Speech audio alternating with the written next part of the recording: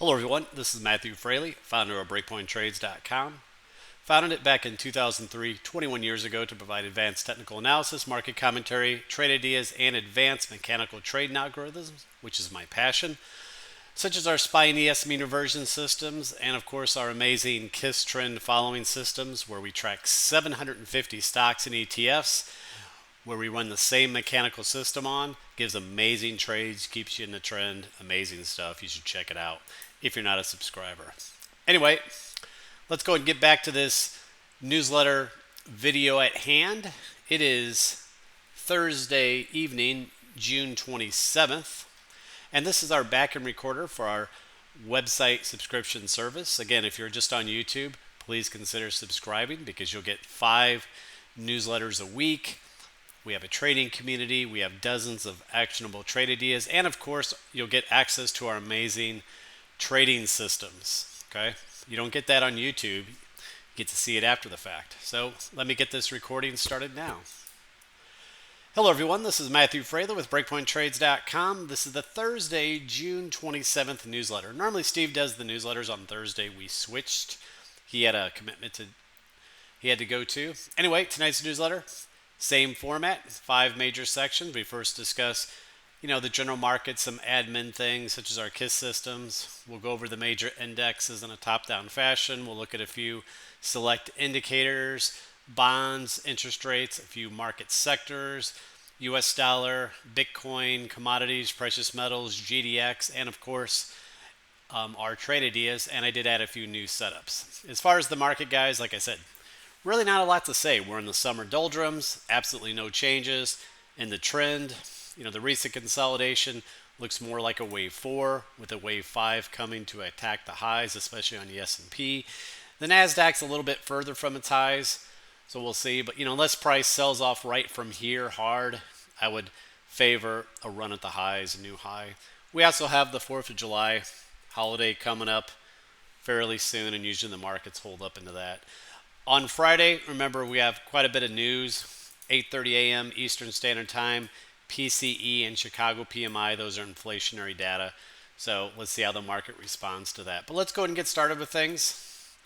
So the first image below, item number 2, again, I just keep going over these KISS systems. So here's the KISS systems, and this is just the standard KISS systems that are right on the website. We've had these on here for over a year and a half now, and they're fully automated. Those of you who set favorites, you get automatic trade notifications to your favorites whenever there's a new change, a new entry, a new stop, etc. If you haven't been utilizing this resource, you're greatly missing out. And if you're on YouTube, you should subscribe here just to get this. I mean, these KISS system tables could be a website in their own. In fact, I thought about that. I've been doing this for 21 years. It does become a grind. My wife gets on me like, oh, I wish I had a normal job. We can, you had more weekends free and we could do something and you don't have to think about work all the time, on the computer all the time. And I get that. I mean, guys, I literally have considered stopping the newsletters and just putting out a website with systems such as these KISS systems because they're fully automated and I don't have to do anything. But I'm not going that route. I'm just saying it is an option that I could consider. But these are amazing systems. Anyway, today, if you look, the reason I'm showing you the table here, you can see on the BPT basket, 5 new smart trailing stops today. And a lot of these were on the major indexes. IWM, small caps, Meta, triple Qs, NASDAQ, SPY, S&P 500 ETF, and UPRO, that's the leveraged ETF. So new smart trailing stops generated on all those. And you can see what they're up. And you could also see what the last trades were. A lot of nice trades here. Look at those trades. Meta, this just the standard KISS system made 39.9% on the last trade. That's not a back-tested trade. That is a live trade. It was here on the website when it entered, when it exited, whatever. And the current trade's up 3.9%. For the Qs, it's up 10.13%. The previous trade, it made 22.2%, for example. UPRO, the previous trade, it made 54%. And this current trade, it's up 18.6% with a new smart trailing stop generated today, the 7th one. Okay. Next. Image number 3. So here's the Qs, triple Qs right from the KISS system tables. Actually, the smart trailing stop here barely actually changed. Looks like it went up maybe, I can't see what that previous number is there, but it went up just barely. Anyway, trades up 10.1%. And you can see here, where the system went long last year. Looks like at the beginning of November, got out in April, then got right back in early May. And you can see the progression of stops since then. Next, image number 3. Here's UPRO. That's also, one of the got a new smart trailing stop today. And again, it moved up just slightly. It looks like it moved from 71.60 to 72.40, so up about 80 cents. All right. Again, trades up 18.6%. Congrats, though, to those of you who have been following these systems. I know quite a few of you are. I know quite a few took this UPRO trade. All right. Next. Image number 5. Oh, I actually meant to move these around. Here's Amazon. I showed it last night with the KISS system. KISS system is long Amazon. Remember, KISS systems are long only and they follow the trend. So, of course, it's long. But anyway, nice breakout yesterday. Nice follow through today. Expanding volume. Edge number 6, here's Google. Also on the KISS systems that is long. And broke out a few days ago and it's followed through today. For now, though, logically finding a little resistance at this upper trend line of this wedge-like pattern. Okay, let's go and move back to the general market newsletter.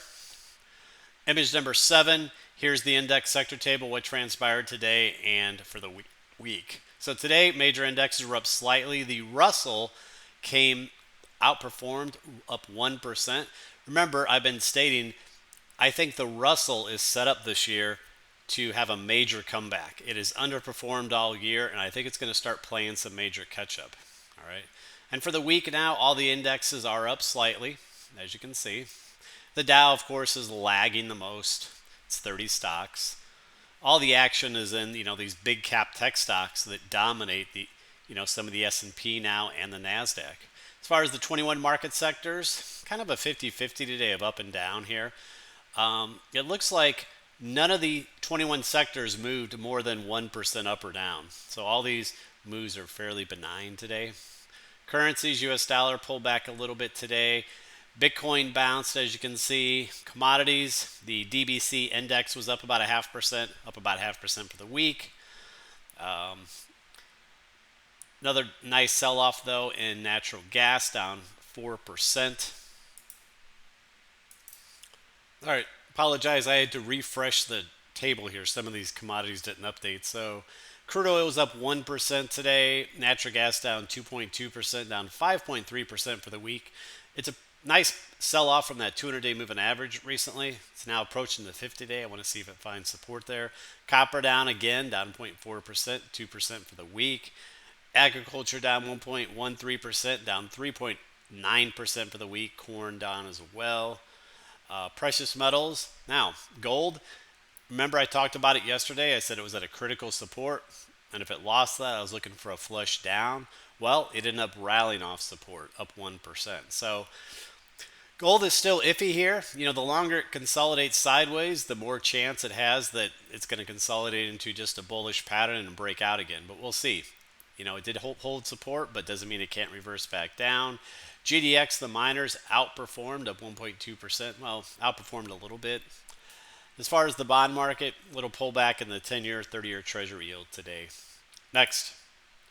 Item number 8 shows the economic news calendar. As I stated, on Friday, we have personal income, spending, PCE prices, and core, and Chicago PMI. That's inflationary data. So we'll see how the market reacts to that. Okay, let's go and jump to these index charts.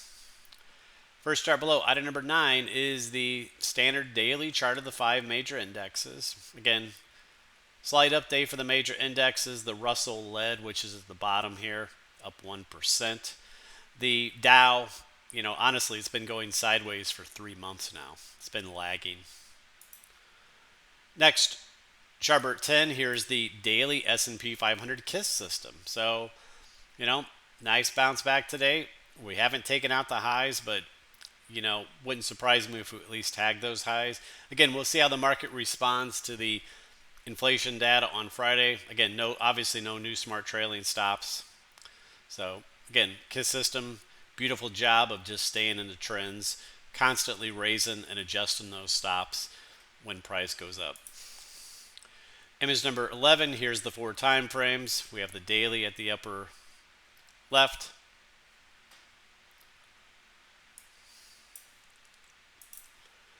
Again, no change. We had a demonic 9-13 combo. We pulled back from there a little bit, but whatever. We're still above the ATR on all these time frames, except for the 78 minute. Well, no, we're above it on all the time frames. Next, moving to the standard charts. Here's the weekly chart of the S&P, up 0.3% for the week. Yes, we still have this MACD and RSI divergence, but obviously no changes yet. Chart number 13, here's the daily. Again, guys, like I said, no changes, like a broken record. Still working on this 3-4-5 pattern, and we'll see if we get one more thrust up here. Chart number 14, here's the 60-minute chart. Remember I talked about this the other night. I said, kind of had this fourth wave look. I said, price is either going to form a lower high, move down again to fill this gap, or we're going to simply just be a fourth wave consolidation and go right back to the highs. All right, kind of looking more that way, especially if we take out that recent kind of little double high there, 54.90. If we take that out, I think we tag the recent highs. Chart number 15, here's a 15-minute chart, kind of a bull flag look to it here. Wouldn't be shocked to see this break out tomorrow.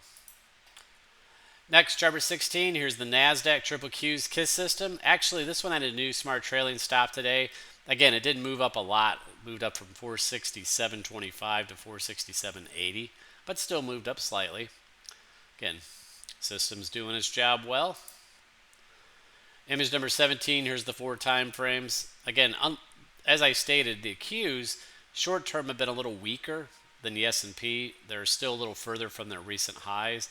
You can see that how the half day is below its ATR, same as the 130 minute, right? Again, things got very stretched late last week. Look at the Qs daily. You had the DeMarc 9 there. And again, very good visual that I always like to use, this moving average ribbon. See how wide it was? When it gets too wide, you get some mean reversion action, and that's what happened. But for the bulls, they got to clear this resistance out here. And you can see even on the 78 minute, we got a little resistance cycle there. Chart number 18, here's the standard daily chart. Like I said, I've been wondering if this little bounce would form a lower high, wave B, then come down again and for this wave 4 to fill this gap. It's still possible, or we could maybe just go to a new high right now. Chart number 2019, here's the 2-hour view, really no changes. Chart number 20, here's a 30-minute view. Again, we bounced off that demand zone on Monday. And chart number 21, here's a 15-minute chart. Again, we've just been chopping higher, as you can see. You can see sort of a coiling action here as well. Chart number 22, here's IWM small caps. Remember, it's been stuck in this little demand zone for a while. Finally, a nice move today, up 1%, where it's outperformed the other indexes. I'm long the Russell because, again, I think it can outperform here. And if the market doesn't decide to have some sort of bigger fourth wave correction right now, I think the Russell could rally up quite a bit. Going to play catch up to the others. It's really lagged. And I think eventually we'll see it up here in this wave 5. All right, guys. That does it on the indexes. Let's move on. Chart number 23, here's the VIX. The VIX is down in this demand zone area, so you always got to be cognizant of that. That is potential support. Chart number 24, here's a 15-minute chart. Now, a couple things. The shaded area shows gaps. So we filled this open gap from back here on June 20th. And there's another open gap here from June 14th. We've gotten into it, but we haven't filled it. The VIX really likes to fill these gaps. So, if we rally up again, I wouldn't be surprised to see that VIX fill that gap. Next, chart number 25, just continue to monitor in this. This is the S&P versus the high yield corporate. Again, the two tend to move together. They're highly correlated. You look for divergences. We still have a divergence in place with a lower high so far in high yield corporate versus the S&P. But again, this can be blown out if this makes a new high. But for now, it's still there. Keep an eye on that. Chart 26, here's TLT 20-year bonds. Again, remember this had a successful breakout of this channel in end of May, then back test. So it's uptrending here. Chart 27, here's the 10-year Treasury yield. Rallied yesterday, pulled back a little bit today. Chart 30 or 28, here's the weekly view, still in this weekly coil pattern. Moving on to a few sectors, here's XLK technology. Again, this still to me has this kind of lower high wave B look. So it's definitely struggling here. You know, it's possible we could see the S&P test its highs or make a slight new high, but this not perhaps. Chart 30, here's semiconductors. And there's also lagging. This was actually down 0.5% today. Chart 31, NVIDIA. Remember, you always got to keep an eye on NVIDIA. And anyway, this rallied up. Kind of has that look of the semiconductors and XLK. Kind of has that lower high look. We'll see. Again, I wouldn't mind to see a pullback down to this demand zone, because this area to me near the 50-day moving average would be another good buying opportunity. Right here, it's iffy. Okay. Chart 32, transports. Yesterday tagged this little downtrend line of this coil, pulling back. Remember, the transports have lagged since March. Chart 33, here's FedEx. That's in the transports sector. Remember, we put this out as a long last week because of the transports, and it was on the weekend newsletter. Hell of a pop the other day. Congrats to anyone who was in this. Still holding up very well. To me, that's a breakaway gap. I don't think that fills. Chart 34, here's home builders. It's down around the support trend line of this coil. Struggling, needs to hold this area. Otherwise, we could have a quick drop to that 200-day moving average. By the way, I don't have it marked, but you could see from back here that would be a demand zone down right around this range. Chart 35, XLE Energy. Remember, nice rally off that 200-day moving average in this channel. Slight breach of the channel. Still trying to hold out of it for now. Chart 36, ExxonMobil. Nice move out of the channel and 200-day moving average. Been a good trade. Down here was an excellent low risk opportunity near that 200-day moving average. And chart 37, oil services. This is the weekly chart. Again, it's been uptrending, since 2020. On that last correction from April, I thought that was a good low risk area to take some, last week with a tight stop below that lower trend line. My hope is eventually it'll fill this thin zone up here. That would be a hell of a target, percentage-wise. Moving on to commodities, chart 38, DBC weekly chart up 0.5% this week, but again, still in this, 2-year coil pattern. Chart 39, crude oil up 1% today. Remember, rallied off that demand zone in early June. This is a supply zone. We'll see if it can get up into that. It's resistance. Chart 40, UNG, natural gas ETF. Again, you can see how this 200-day moving average, all these times have been capping price. Price has been stalling there. Okay. Now, I am watching this 50-day moving average around this area for a potential reversal. If I get it, I get a trigger maybe on an intraday chart, I may reestablish a long position in natural gas. But I need to have a trigger. Chart 41, copper down 2% today. Again, nice correction over the last couple months. It got very extended up there, as you know, so it's worked off. Chart 42, copper on the daily. Again, you can see how wide that moving average was in May. So, plus you had a parabolic type of move in price. So that has definitely worked off. Once we lost that 50-day moving average in red, it became resistance. And here I added some fibs. So perhaps it's targeting the 61 fib. I would be watching that area around 424. Chart 43, DBA agriculture. This has been weaker as well. Now it's coming back into that last demand zone. Last time that had to support. But I think if it breaks this demand zone this time, remember, the more often you test it, the weaker it becomes. Then I think it comes down to this next area, maybe next demand zone, 200-day moving average. Chart 44, Bitcoin.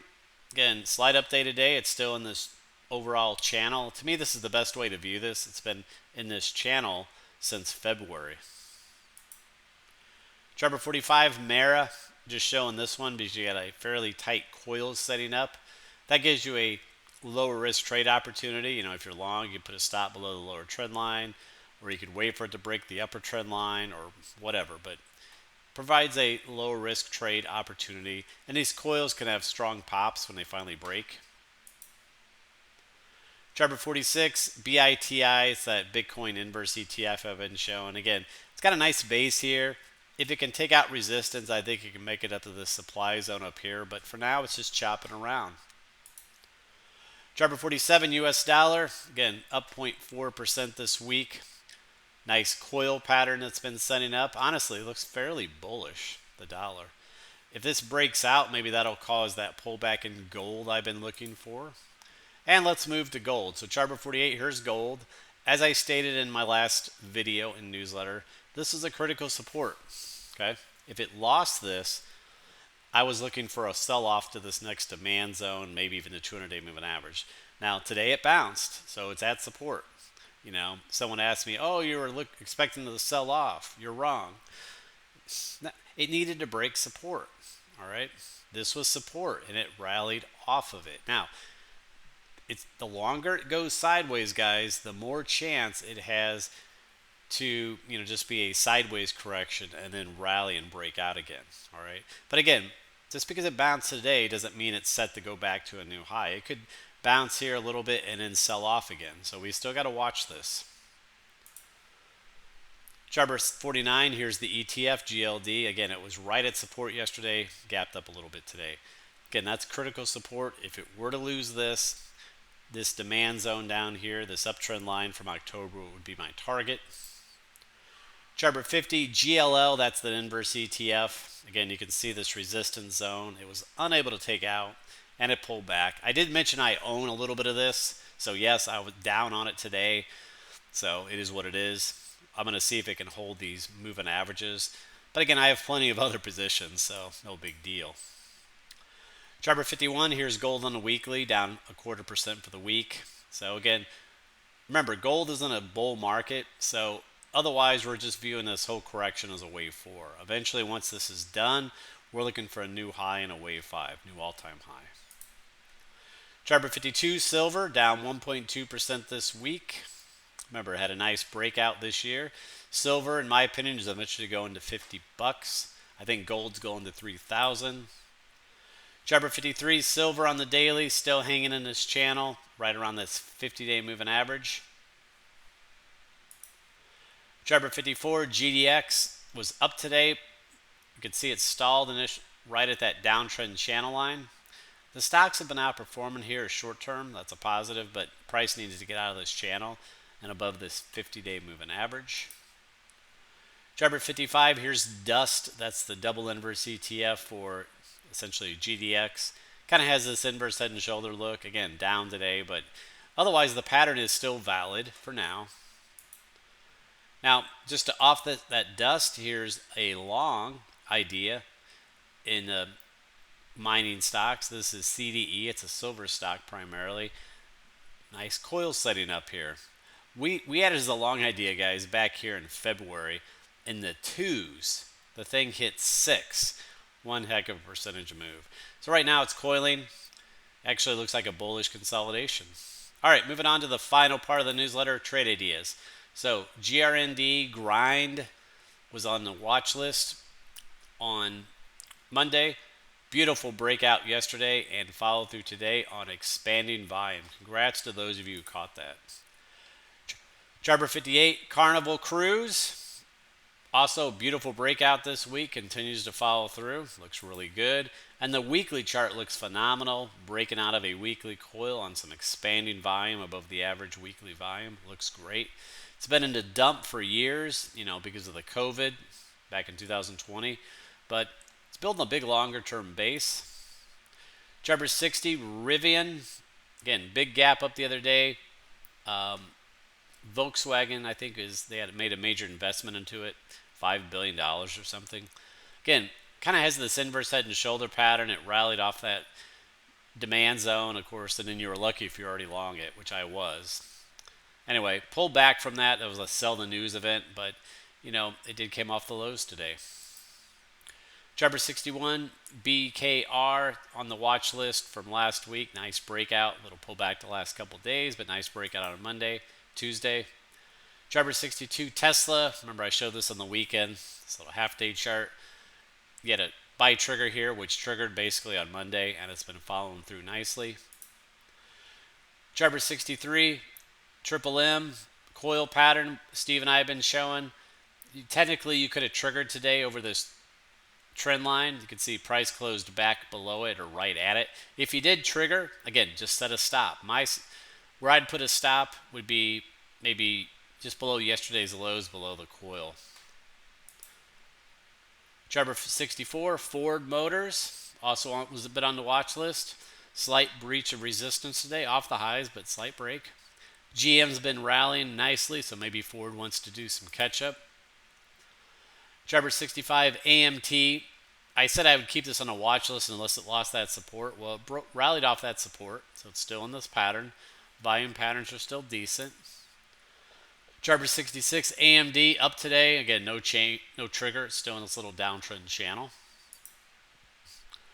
Jabber 67 Procter & Gamble. Still keeping this here as long as it holds this support. If it loses this 50-day moving average, I'm taking it out as a long. If you're long, you can put a stop right just below the trend line there. Jabber 68 MDGL. I like this one. Cup and handle up today. This is just a beautiful looking cup and handle. We'll see if this puppy can break out. Jabber 69 next. Still hasn't triggered. Still one to watch. Been on the watch list. Jabber 70. Here's a new one. STVN. Now this already broke out today on expanding volume, but I think it could have some legs, some follow through. You had nice MACD divergence at the lows and good volume. So this is still one to watch despite the fact that it already broke out today. Jabber 71 Apollo. Here's a breakout idea over this 119.70 area. Jabber 72 GBTG. Nice looking pattern, kind of a cup and handle. Got a clean resistance up here. Good volume patterns lately. And finally, guys, here's a bunch of dividend plays. So a lot of these pay monthly. Here's DSL. Pays about a 10.5% annual dividend. Like I said, it pays monthly. You can see it right here. We got the dividends the last couple months. So the dividend here should be coming maybe in, I don't know, a week, 2 weeks. So, and the chart actually looks pretty decent. Jabber 74. Here's some other ones to monitor or just put down on your list. These are all dividend plays that I like. So JEPQ, it's an income ETF, primarily in the NASDAQ 100 large, and it sells out of the money, 1 month out of the money call options to generate income to offset some of the losses. And again, it pays monthly. All right, you can see pays up there around 46 cents or so per month. It's actually been increasing. Jabber 75 NUSI, another covered call type of ETF that pays a nice monthly dividend, as you can see. Jabber 76 AMZA, another one. This one pays about a 12-13% annual dividend. You can see pays monthly, currently around 26 cents. Jabber 77 Maine, this is one. It's been paying a monthly consistent dividend for like 20 years or something.